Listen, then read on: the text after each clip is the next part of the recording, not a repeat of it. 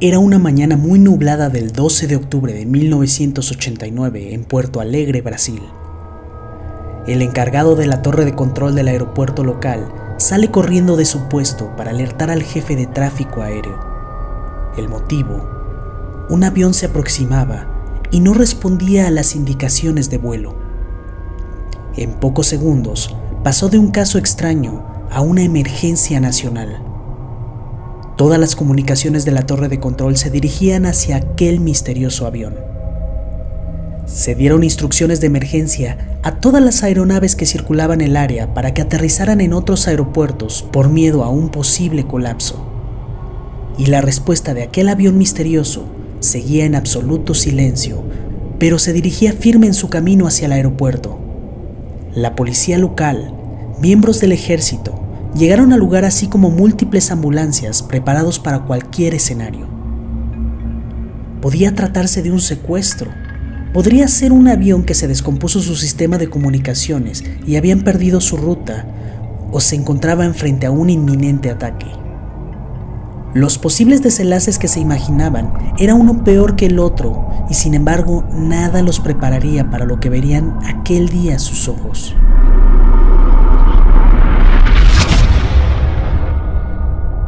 El avión estaba a pocos cientos de metros de la pista de aterrizaje. Los controladores aéreos lo podían visualizar con los binoculares, pero más de uno los bajaba para procesar lo que estaba viendo. Un avión Super Constellation de hélices. Lo extraño, aparte de todo lo que estaba ocurriendo, es que aquel avión era un modelo que tenía más de 30 años que no se producía, y sin embargo lucía bien. No había humo ni se veía desgastado, y se dirigía a una velocidad constante hacia la pista de aterrizaje.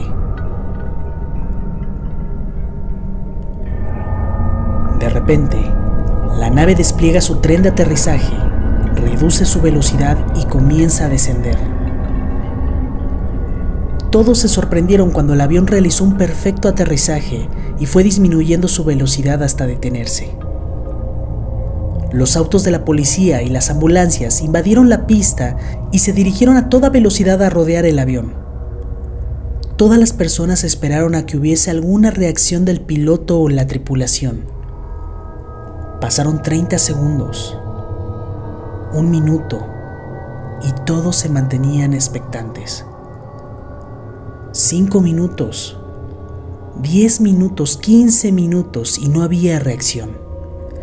Así que asumieron que algo malo ocurría al interior del avión. Pero hasta eso, si esto se tratara de un secuestro, ¿por qué los secuestradores no gritaban sus peticiones? Si había un problema con la puerta, ¿por qué no se veía actividad desde las ventanas de los pasajeros? Pero no había ninguna respuesta. Era como si el avión estuviese vacío, pero eso era imposible. Se veía desde las ventanas las siluetas de los pasajeros, solo que ninguno se movía.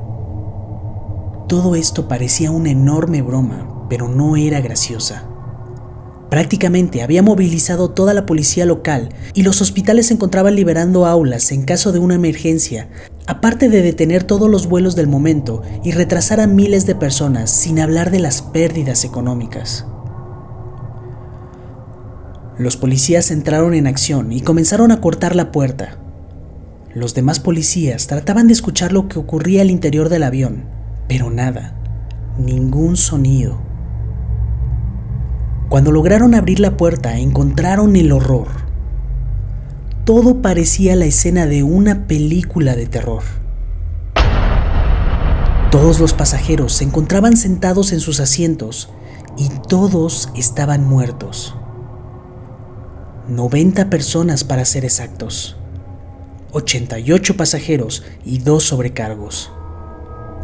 Y lo peor es que lo único que quedaba de ellos eran los huesos, como si hubiesen pasado años en esa posición después de morir.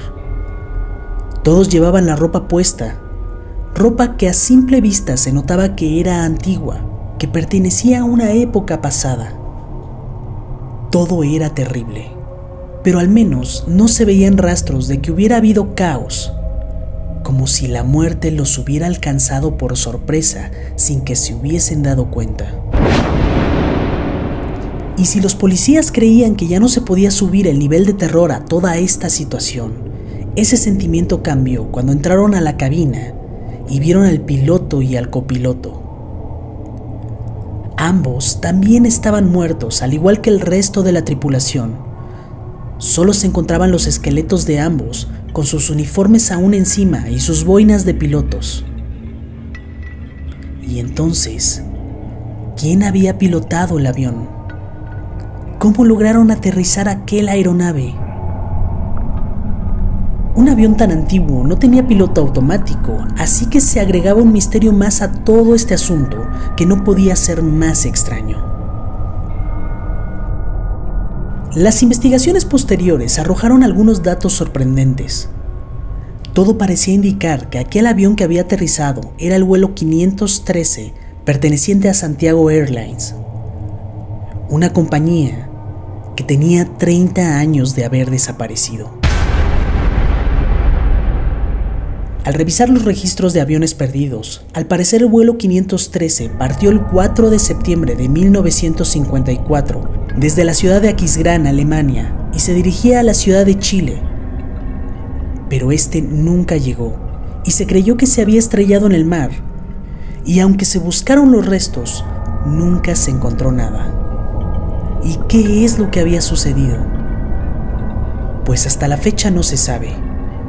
Hay algunas hipótesis, como por ejemplo la del Dr. Celso Atelo, un investigador del caso, quien afirma que el avión entró en una especie de vórtice que distorsionó el tiempo y el espacio.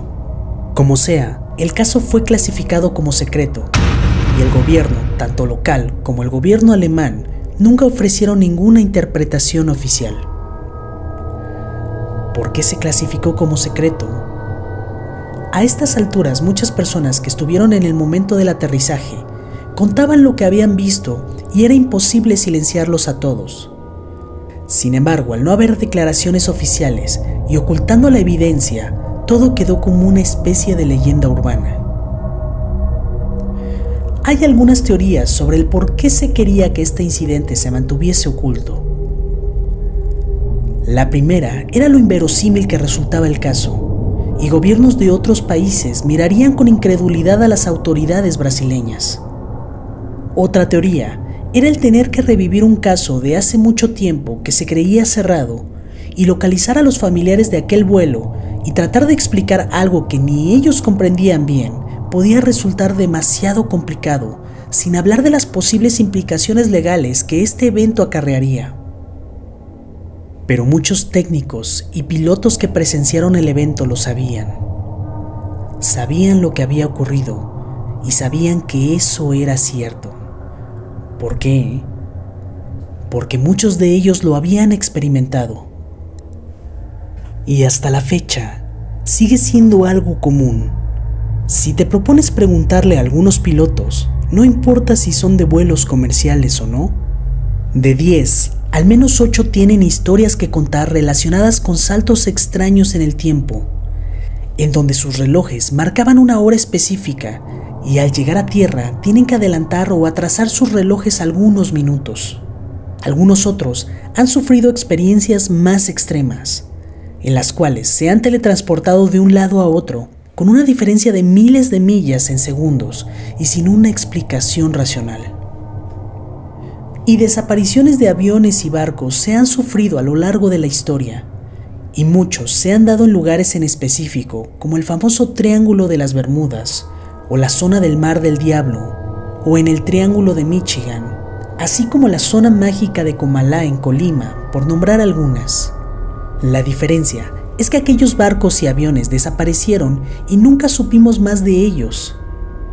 Y este es el único caso en donde un avión perdido regresó, y los resultados de aquel viaje temporal son realmente perturbadores.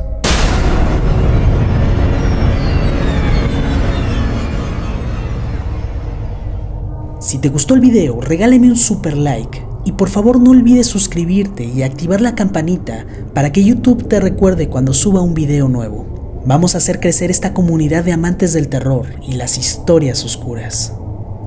Muchísimas gracias y muy buenas noches.